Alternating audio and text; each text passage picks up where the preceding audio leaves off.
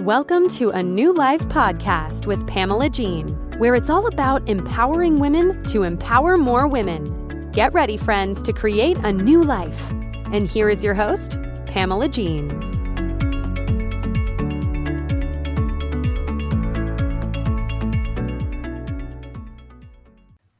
Hello, my friends, and welcome to this week's episode of A New Life podcast. I'm your host, Pamela Jean. Thank you so much for being here with me today. I know you have so much you could be doing. Time is so valuable, but thank you for spending some of it with me. I have a very exciting guest today, someone I can't wait for you to meet. He has a very interesting story, an incredible business, and I'm really speaking to my friends out there who are looking at publishing books, who may need a ghostwriter. My guest today is Tim Jacobs. Tim is currently living in the Sarasota area, smart person on a cold, wintry day where I'm living, and perhaps you as well. But Tim is in Sarasota, Florida. And he has a company, JWC Publishing, that he has had full-time since 2012. So he has stood the test of time with his business, and it was a side hustle for him before going full-time. So that is such a great accomplishment. Tim also has a couple of startups that are coming that he's going to be launching this year that I will let him give us all the details on that. But Tim, thank you so much for taking time out of your busy day to be a guest on my podcast. Tim, tell the audience a little bit about yourself. Yes. First, thanks for having me and inviting me on. I do appreciate that. A little bit about myself is, as far as being in this writing and publishing world, that started for me back pretty much when I was, a child. I grew up with my mother having a little desk in the kitchen, and she would always be typing as she worked from home as a typist, and I just fell in love with that click-clack sound, which is now long gone with the advent of computers coming into the house. But that's kind of what it stems back to for me.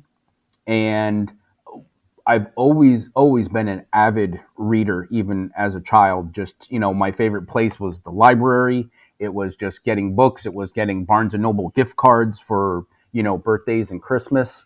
And I just kind of, over time, just kind of built a business around that is basically what I've done. Isn't that great to create a business around something that you absolutely love to do?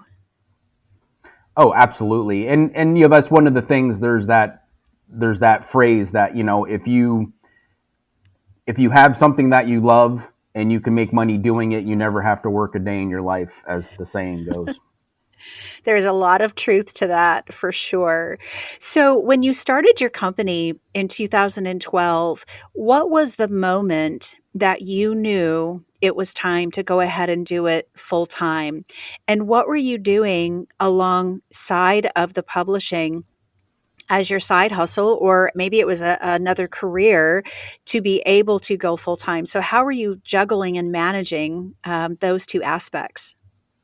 Yeah, I had a full-time job. I was with an electrical supply company where we would supply, breakers and panels and wire for basically smaller electrical outfits and businesses. We were kind of like the middle person there. And after a while, it just got, it's kind of like a tipping of the scale sort of thing where after a while, like maybe 10 years of being there, it just got harder and harder to go to work, to be motivated, to, kind of get out of bed and put all this energy and effort into something that I really didn't have a passion for, and I had no goals in mind for it. And I just started to think, wow, if I could put this much time and energy into my own business, where would I be? And I just started to reach out to a couple people who did do their own thing, not necessarily writing and publishing, but, they were doing their own thing. And I just kind of was just picking their brain a little bit to finally do that step and give my notice at work and just kind of step into doing this full time. So what did it feel like the day you walked into the office of your previous employer to give your notice? What did that feel like? It was probably a couple of different things. It was a little bit, I don't want to say sad, but it was like there's definitely some people I'm seeing every day now. I'm not going to see them every day. Was kind of just like, that was kind of just like, I don't want to say sad, but it was just kind of like, you kind of miss that camaraderie that you would have with them. But more so, it was just, I think I was just excited and nervous about, I'm responsible for everything now. Right. Everything is up to me. I'm not relying on them getting clients. I'm not relying on, are they going to purchase the right things? Is this going to happen? Is that going to happen? Where's that business going? It's like I'm calling the shots and making, kind of carving my own path of where I want to go. Oh, that's so exciting. And honestly, every entrepreneur that's listening to this can identify with what you just said. How did you shift your mindset away from the fear of, what if I can't make ends meet? What if I can't grow this big enough to provide for my family and take care of my responsibilities? What did you do in your mindset shift to make sure that fear didn't become like a heavy burden? Part of it was having a good relationship with the manager or the supervisor of the store who, called all the shots. Having that relationship there, I knew I could kind of walk back in should I need to. So I kind of had that maybe in my back pocket, but I think the first thing I did was to surround myself with people, in kind of like networking circles, such as like Master Networks, where where you and I had met, was just people who kind of had these answers, who've had these struggles, who've had these fears, and they know how to get over that, or, how to like sidestep all the landmines that might lay in front of you. And it went from, instead of working with these people because they work here, I get to choose who I want to surround myself with. And that, that made a big difference. Oh, that's such a gift, isn't it? Absolutely. Oh, that's so good. I remember our conversation is taking me back to when I left my full-time job. I was in marketing and HR for a bank, a small locally owned bank, eons ago. It seems like forever ago. And when I went to give my notice, the thing that I just knew in the back of my mind is that I'm employable. So if my new, business I was starting at the time didn't work out, I was employable. Someone would hire me. I would just figure it out. There wasn't a lot of worrying about the what ifs. It was just, I'll figure it out and it's going to happen. I'm going to make it happen. And just, a giant leap of faith for sure. And it sounds like you had kind of the similar mindset.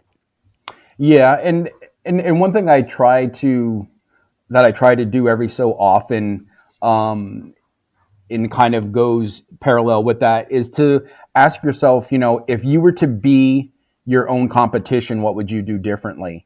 And it helps your mind to kind of think of different things to do. If someone bought your business out and you still want to do the same thing, well, you have to do things differently now. Oh, I love that. That's awesome. Really, really powerful point. So how did you land on helping aspiring authors to put their books out into the world? What does that process look like? If someone listening has a book on their heart that they have been writing it in their head, they would love to get this book out into the world. How do you help aspiring authors accomplish that? It's just to back up with your first question of how I kind of fell into wanting to do this, or getting into this field as deep as I did. It started for me when I got a Kindle for Christmas. When Kindles came out in 2009, I didn't know what they were. I didn't understand them, and then I was gifted one. And what kind of attracted me to it was the wealth of writers that were now available, where before you could only get the books that are in the library or the books that are in Barnes and Noble, and that's about all your selection was. And that just opened up a wealth of authors that you've never heard of, that you could just kind of search by genre or other parameters. And the one thing I found was quite a few of these authors were basically clicking a few buttons and being published, and they were skipping editing. And I don't mind that I spent $10 for your book, but I do mind that I just spent like an hour trying to get through your book, and it's just I have to correct everything in my head while I read. And so I Gotcha. put together, just a small business plan. I was in a very large writing group. I was actually the president of a writing group in Fort Myers, Florida. There were 200 plus members in the group. And I got together with 5 people who I knew did editing within that group and said, I have an idea. Tell me if I'm on the right track. And I laid it out for them after one of the meetings. And not only did they all think that I had something there, they all signed on and wanted to be editors under my umbrella with me. Oh, So wow. I knew I kind of had something. From there, I just scaled from we do editing and proofreading all the way up through now. We do everything from, ghostwriting, the editing, proofreading, book cover design, book design, ISBN registration, marketing. We do everything now for an author. But the main reason why I want to probably help authors is when I was doing my own books early on, I didn't have anyone to help me. I was just figuring out things as I went. And one of the things I did was I had my first book came out in 1996. So in 1995, I actually got a job in a warehouse of a publishing house. So while I was there for that year, well, I met designers, I met graphic artists for book covers, I met the sales team, I was friends with the editors. And these are people, we're going out for happy hour, we're talking during the day. And I got to meet all of them and pick all their brains. So I always kind of say that was my education, except I got paid for it versus paying for my education. Very And wise. yeah, Very smart. and that's where I kind of learned everything. And that's kind of what I want to do to give back is, someone's like, oh, I've written a book, I don't know what to do. It's like, well, at least I'm, one of quite a few people who, I know what to do. And I not only know what to do, but I have all the connections necessary for everything that you need to do, and just able to to help them out. So if someone has a book that they've written and they're not sure what to do, I mean, that's the conversation we have. And it comes down to, what's the purpose of your book? Why did you write it? What's the plan? Is this just for personal use? Is this something you want to use to scale your business? I mean, depending what their goal is for the outcome of their book, what are they aiming to achieve? That's going to make the difference of what do we do with their book. Mm, that's so important. That's so important. So how do authors find you? How do I realize you have a website, et cetera, but how did you build your business to the point of people finding you and hiring you? And how great that we work virtually, right? That we can do things through Zoom and don't have to worry about in-person meetings. That's so helpful. I think for your craft as well as mine, to be able to work virtually, and it just opens up, the corners of the world to you and your business. So how do you find people? And do you have a style or type of author that you typically work with, or do you work with all kinds? I would say mainly I find authors through mainly through referrals. And I would say tied with that is definitely networking. So the more people who know me and know what I do, they're the ones that have kind of like their eyes and ears and boots on the ground when they're out and about. If they hear someone, oh, I've always wanted to write a book, or I've written a book, I don't know what to do, or everyone tells me I should write a book, but I don't even know where to start. They hear those things. They think, oh my God, you need to meet Tim. I can introduce you. And then I'm getting that intro email of, hi, Tim, meet Bob, and et cetera, and, kind of running with it from there. As far as who do we work with, I would say our main client is just business owners. I say we do business books for business owners, and it's basically an outlet or a resource for them that they can have this book and it can help scale their business. Because, I say, yes, you have a website, yes, you have a podcast, and, you might go out networking. But I mean, a book is such a different, it's a different tool to have in your belt that you can get clients with. Because, what I say, how a book is different is people schedule time to read. They get in their comfortable chair, they turn off the TV, they turn off their phone, They have their drink, whether it's, wine or water, and they commit a couple hours to read. No one says, "Oh, I'm going to spend the next 2 hours on Pamela's website and read all about her." No one's going to do that. That's But if true. you have a book, they will do that. And if it takes them 2 or 3 times to sit in that chair and read through your book, well, you just had 2 or 3 conversations with this person, and you're not even in the room, and they And already feel a connection to you right, because of that. high-powered conversations, Yeah. very high-powered, intimate conversations, quite honestly. Yep. Oh, that's fantastic. That's such a great way to think about it and great way to see it. Do you see a difference, Tim, in a popularity of the physical book compared to an ebook versus an audiobook? I from what I see, I know audiobooks are definitely on the rise, because for a lot of people, it's something they could do while they're exercising, while they're driving. It's, where, you're not going to read a physical book while you're, trying to cook dinner or driving your car, obviously. Um, Well, I hopefully find, not. yeah, exactly. I find the difference between like a paperback book and an ebook, I think, comes down to the reader. Like I myself, I love the physical book. I like that feel of turning the page. I just enjoy feeling like, oh, you can kind of gauge when you're halfway through or how much of the book is left. Where an ebook, you really don't see it. You could have like a little statistic show up and show you where you're at. But at the same time, I could get a paperback book and be like, oh my God, this was printed so small, my glasses just don't magnify enough for me to read it. So then I'm kind Right. of forced to be like, I need to get the Kindle, which is nice because I can control the font size, which helps me to read.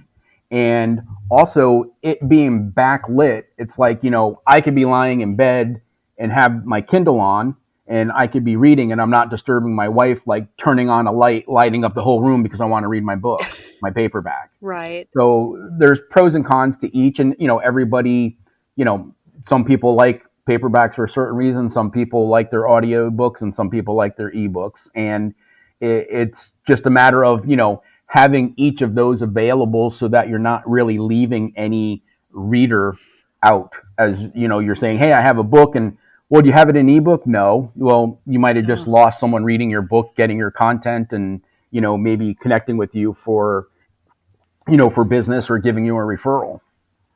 that's a really good point. That's a great point. I was curious of what your opinion was there. And I'm with you, Tim. I love a physical book. There's something about the feel of the cover. I'm very texture driven as well. The feel of the cover, the smell of the pages, the physical turning of the pages. I'm definitely with you on the physical book. And I have a tendency to make them my own. I highlight, I make notes, I bend corners. I mean, I kind of make it my own. And you never want to read a book after me because I've kind of made it too much my own. It's not shareable once I'm done with it. But I'm with you on having that physical book. Yeah. So No, you had absolutely. mentioned, yeah, you had mentioned, so you have JWC Publishing, and that's been your full-time business since 2012. Congratulations on that. You Thank you. mentioned having a couple startups happening and a couple launches happening in 2025. What's going on? Yeah. Myself and another publisher who I've been working with probably for, I don't know, 10 plus years, just doing books together, where my side is handling like editing and proofreading. His side is handling layout, book cover, and design work.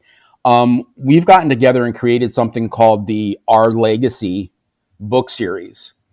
And I had realized it, and he was kind of sticking his toe into the water a little bit with this. And then when we got together, we kind of, made it what we wanted it to be. And so far it's working. But we realized that there's a lot of people who have just like a story, which is a memoir, not a complete memoir, but they just have a story of how their grandparents met, or they have someone might have a story of their time, in the army, and maybe they were in Vietnam for a few years.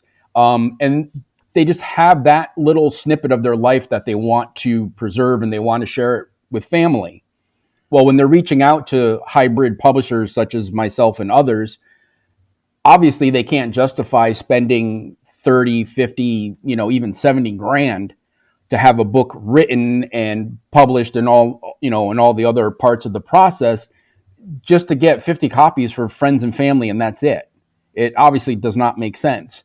So we put together a team with a couple ghostwriters, an editor, and a proofreader, and then himself and myself. And we were able to put together this Our Legacy book where if they want it ghost written, right now it's $86.99. If they write the book themselves, it's $46.99. And that includes everything from start to finish with 50 copies being delivered to your door. And it's for those people that just want to do that short memoir about their grandfather, or a couple books we've had are people who are at the onset of dementia or Alzheimer's, and they want to tell their story and have that for future generations before they can't remember their stories. And, they've put in their books together, and it's just something that's just very affordable versus, like I said, versus that 30,000 plus price tag. That's perfect for the business owner who has a strategy. They got some marketing plan in place, and they're going to use that book to scale their business and get on stages and speak and do a lot of other things. That's an easy investment. But again, for the person that just wants to share it with friends and family, and it's not going on Amazon, they're not trying to be a bestseller, it's just something they want to share. It just works out perfectly. So we're kind of we haven't launched yet, but we've already done 6 books in it. Wow. So we're definitely tapping the market, and we got our team together and we're doing that.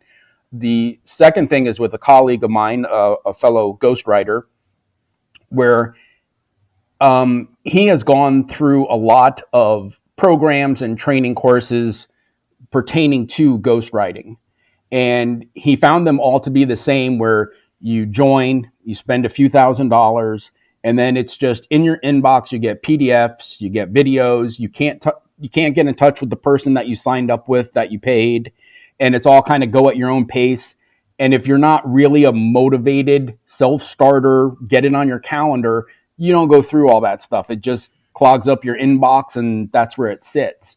And he put together what he calls an elite curriculum, and he put together a thing called the Academy of Ghostwriting. And this is to help ghostwriters go from gig to gig to being basically a professional, to ghostwriters having a professional ghostwriting business. And when I saw that he had done this, and he and I had been connected for a while, I reached out saying I would love to be one of the instructors, and anything you need to teach, I'll let you know what I know. And if it works, I would love to do that. And he said, it's funny you reached out because I was just writing you an email. I want you to be my 50% partner in this. Oh my gosh. So awesome. I was like, yeah. So I was like, oh my God. So, we together now, we've kind of redone the kind of like the course outline and everything that's involved. And what we're providing, which is very different, is the classes are all live. So there's going to be a group class and then individual 2-on-1 classes, because you're getting 2 entrepreneurs / ghostwriters coaching you. We're going to do like a mock discovery call where you're with a client and you're trying to sell them your ghostwriting business to say, hey, you need a book, and will they sign up and do a book with you? And we're also providing, at the end of the 6 weeks, we also provide 3 months of one-on-one with, we help you land a client or 2 in that 3-month time period. And we're talking like high ticket clients. And my partner that I'm doing this with, he actually went and signed up to do this 3-month thing. And in less than 2 weeks, he had a $65K client sign on with him to do a book. Wow. So we're not going to do anything unless we've done it ourselves for the students. So, what I love the most, Tim, about our conversation so far is every business that you've created has been created from the space of there's a need in the marketplace. There is a problem that you're going to fix. It started with that Kindle in 2009.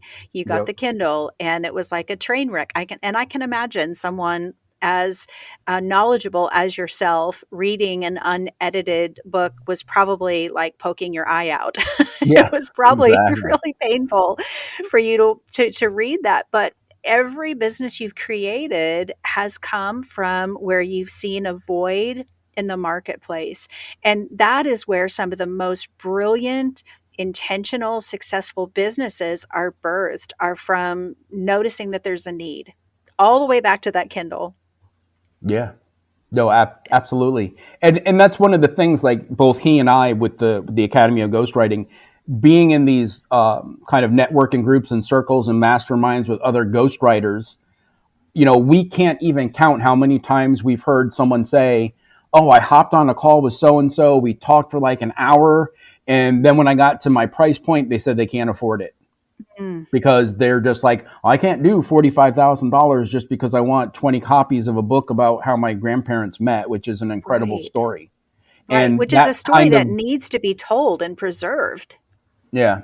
And so that's why we thought of, that's where he kind of thought of the Academy, saying, some of the ghostwriters, they're just kind of either not getting the point, or they're dropping the ball, or they've kind of just jumped into ghostwriting, but they haven't had any training. It would be like, if I just hop behind the wheel of an 18-wheeler, well, I know how to drive, but I don't know how to drive that. Right. It might be a little bit So, different than your sedan. exactly.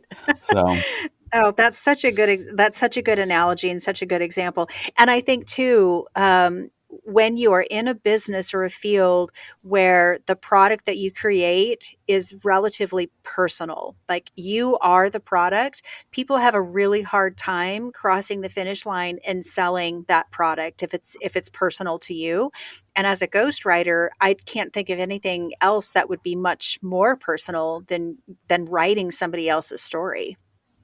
oh, absolutely. And for the author on the other end, I mean, like in our circles of ghostwriters, a lot of people call it ghost therapy, because you become sometimes that person's therapist, because, you know, they're telling their story of, how they overcame addiction, or how they got out of, a bad relationship, or whatever it might be. Hmm. Whereas the business ones too, even they have their stories of kind of like their struggles, and how, I had a partner, he robbed me blind, those kind of things. So, Absolutely. Wow, that's fantastic. I love that. So let's pause for just a second, Tim, because what I want you to do is share with the audience how to get in touch with you on each of those entities. So we have the JWC Publishing. How can someone get in touch with you to talk about publishing?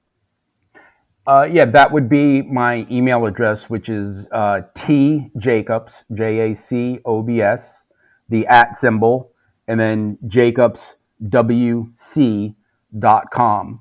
And that could be used for any three of the businesses, the JWC Publishing, as well as the Our Legacy and the Academy of Ghostwriting. We don't have websites up for those other two yet.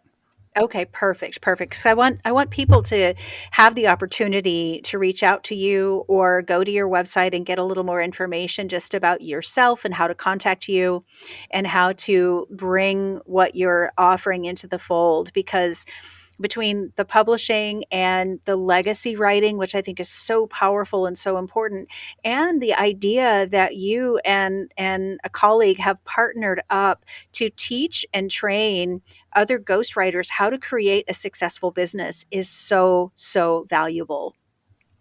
Yeah, we're definitely looking forward to it. We actually, I don't know when this podcast will launch, but we have a webinar we're doing on the 15th of this month, Okay, just to excellent. kind of just like a open Q&A after we do a short little presentation of, what the Academy is all about.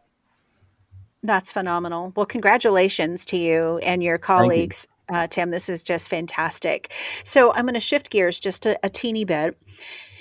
As you look back at your life as being an entrepreneur, what was one of your biggest struggles in business ownership? Um, I think it was just what I didn't know was what I didn't know. I mean, I didn't Mm, know how to start. I didn't know who to reach out to.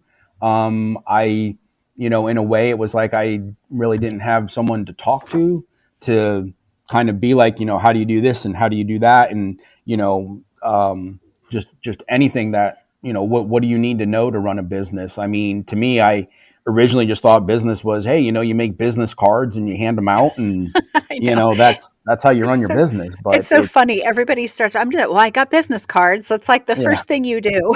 exactly. So So how did you overcome that? Where did you turn and get the answers to that question of I didn't know what I didn't know? Because I think we yeah. all can say we've been in that place before. Yeah. A good friend of mine who was, or who is a real estate agent in South Florida, for a while he kept telling me, you're with this electrical company and, that's all good and great, but he goes, you're not doing your own thing. You're not doing what makes you excited and what makes you happy. And, he kept trying to tell me you just need to step out and do things on your own. And I had every excuse why I can't or shouldn't. And he's just like, all those things are you just do it yourself. And finally I did do that. I gave my notice, I left. And the first thing was I reached out to him to tell him I did that. And he goes, great. He goes, the first thing you're going to do is you're going to come with me to Master Networks. Oh, And this is back in 2013 or 2014. And I'm like, well, what's that? And he's like, oh, it's a networking group. And I didn't even know what networking meant. It's not anything I'd ever done before. It's not anything I had to do. I just would go to wherever my job is, punch in, punch out, and, get a paycheck. I didn't have to worry about getting the customers. Mm-hmm. And so I went to a master network meeting and, they go, as being a member, went around the room, everyone introduced themselves. Then it was my turn. And I introduced myself. And then after the meeting, I, went up to my friend and told him, this is kind of interesting. I'm definitely going to come back next week, check it out again. And he says, oh, I have some advice for you. Next week, when you come back and you introduce yourself, you might want to mention your business and what you do. Oh. Because I guess I just talked about me. I didn't, Right. So it was kind of funny, but kind of eye-opening. And I definitely learned a lot. But it was definitely going to that master networks and meeting people in there who then introduced me and took me to other networking groups. And just from there, like I said, it was just building out, the more people who know me, the more likely people are going to hear someone mentioning something about a book. They're going to think of Tim Jacobs. They're going to make that introduction. As you know, networking is not about going to the room to try to get anyone in that room to be a client. You're going there to kind of tap into their mental Rolodex to be like, who do you know that might need what I can provide? Correct. Oh, that's so good. That's so good. The things that you can giggle about that you didn't know that you didn't know. And you're like, oh, Yeah. well, rookie mistake there. Yeah. That's so funny. So what question would you ask a business coach today? If you had an opportunity to ask a business coach any question, what would that question be? Wow, that's a very good question. Right now, I think I would probably gear it toward maybe one of the two startups, and just I think my focus would be toward, maybe the best way to go about marketing either business, like how to find the audience that we're looking for, how to tap into them, and kind of how to make them realize, what we offer is something you probably need. That's good. That's a really, really good question. That's so good. And I think, you know the answer with your academy. I think that answer is just how you grassrooted your business. Your publishing business will be pretty similar. It'll be, who do you know that wants to do this for a living? I think that's really because the ideal client, your ICA, is so different from your academy versus the legacy stories. That's a different client. So the marketing for those two things would be completely a different approach to the marketing for those.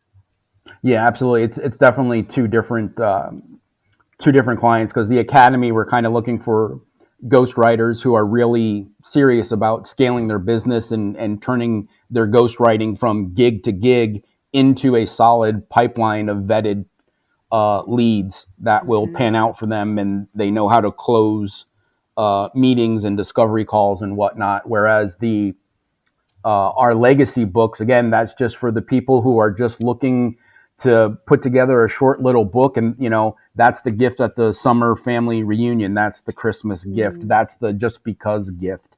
And, I love that. and again, it just doesn't have a heavy financial investment behind it like most books do. Right. Oh, that's fantastic. That's so good. So, what is your life mission? With all that you're doing, what is your mission in life? I think it's just, it's just to kind of keep doing what I'm doing and just kind of, sometimes it's like, I almost say like, I might even be more excited about someone finishing their book than they are, and seeing the results that they get, is just to know whether it's known or not known, but just that myself and my team had a hand in making that book, and seeing them, they're getting clients from their book, or if they're doing sales, they're getting sales, or, whatever comes of that, because otherwise who knows where their book would be. It still might be sitting in a folder on their computer doing nothing. I love how you take a little bit of personal responsibility with somebody's book and personal interest and are invested in it personally, that you want to see them succeed, probably more so than they do. That's taking that personal investment truly is what makes you good at what you do, Tim. Because without that personal investment, I don't think you would be getting the same results that you're currently getting. Yeah, no, absolutely. It's about, it's about being invested in them, and, in their story, and more so what their purpose is for their book. And, most people have a different purpose than the next person. And I think the one thing that turns most people off about wanting to do their book, particularly in the business scope of things, is, well, yeah, what I have to say has kind of been said before. I go on Amazon and I see like 35 titles that kind of relate to what I want to talk about. And yes, that's true, but none of those books are the way you tell that story, the way you share that content, the examples that you have, and how you got from A to B to where you are. None of those books have that. And believe it or not, there's some people out there, they could read all those 35 books and it still won't connect with them, because it has to come from you. It has to be your voice. It has to be your style. It has to be how you come across, that you're going to make that connection. So you're like a mindset coach when you're working with some of these authors, aren't you? Sometimes with the business books, definitely. When it's like someone doing, when someone's doing like a memoir book, or we're just editing, with fiction, we don't do like the ghostwriting and a lot of the production. That would just be editing. But, with those, it's kind of like their story is their story. There's not too much you can go in and change or show them like this works, this doesn't work, where you can with a business book. That's awesome. That's so good. I love that answer.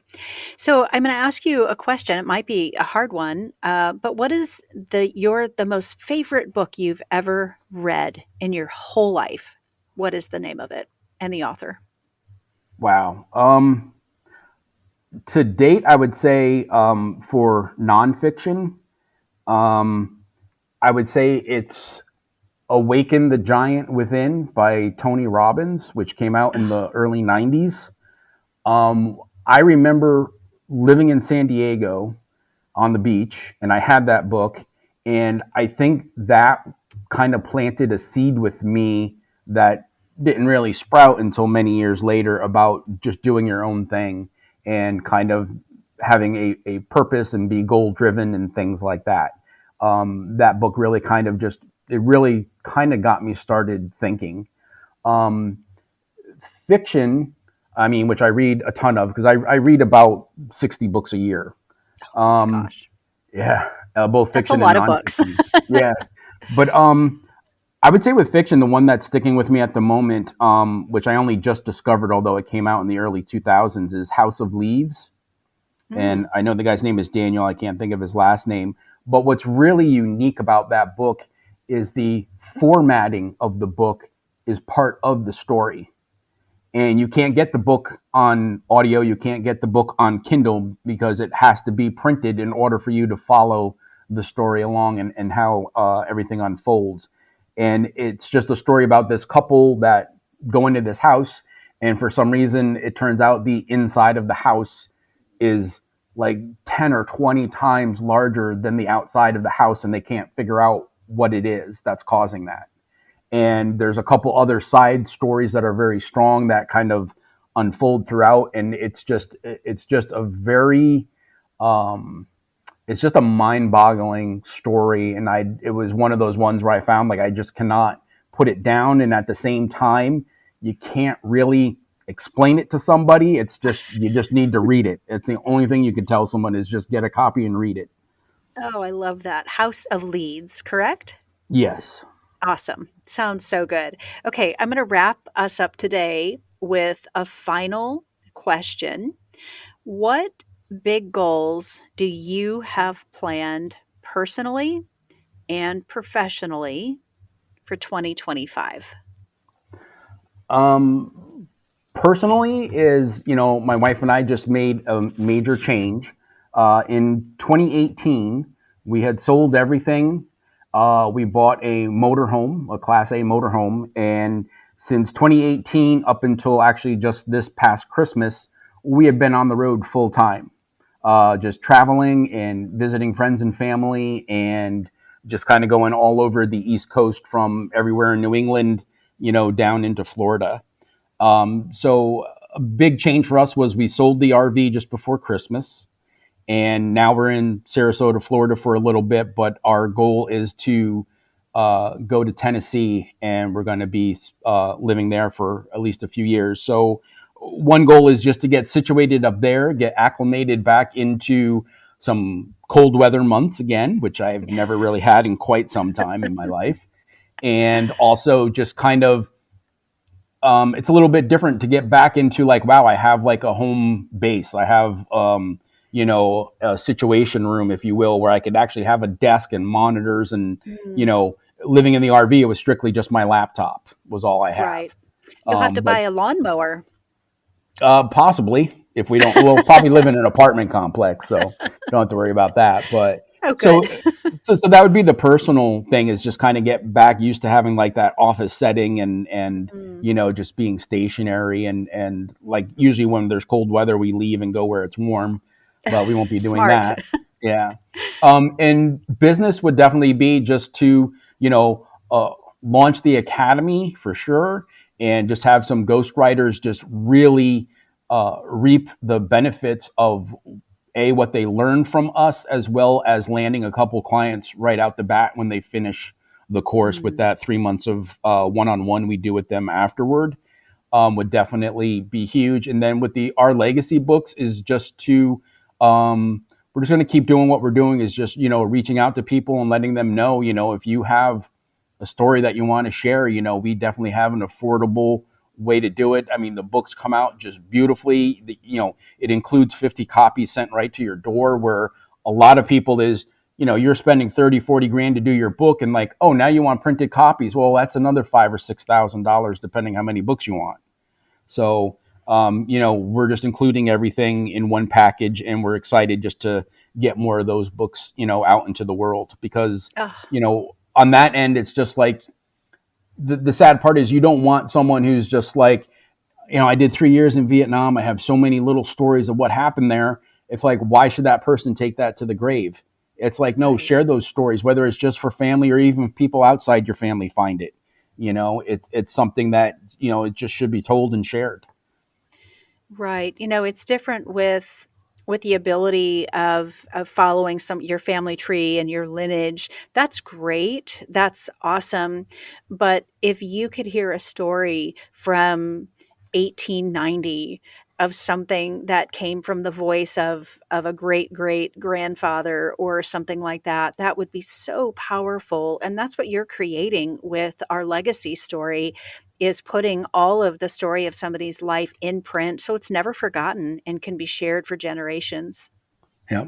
And exactly like I said with the Academy of Ghostwriting, how everything my partner's doing and I'm doing, this is all stuff that we've gone through. It's the same thing with the Our Legacy book is, my publishing partner, he did a book in that series that he found some journals that his grandfather left behind. And then him and his daughter went through it, edited it, and put it together and created a book for their family. And I myself, for many years, have been researching a relative of mine, my great uncle, who was an aeronaut from 1906 to 1912. He would go up in a hot air balloon and then jump out at state fairs, vaudeville shows, and he would parachute back down, but he would cut the cords of the parachute and free fall, and then another chute would come out and he'd cut off that chute and fall, and he would do what's just called parachute drops, and he'd do up to 12 at a time.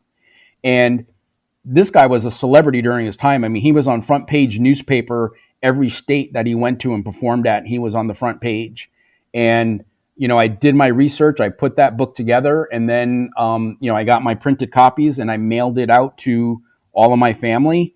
And, nobody had ever heard of him. Nobody knew who he was, because when he died in 1912, so did his story, until I heard about it.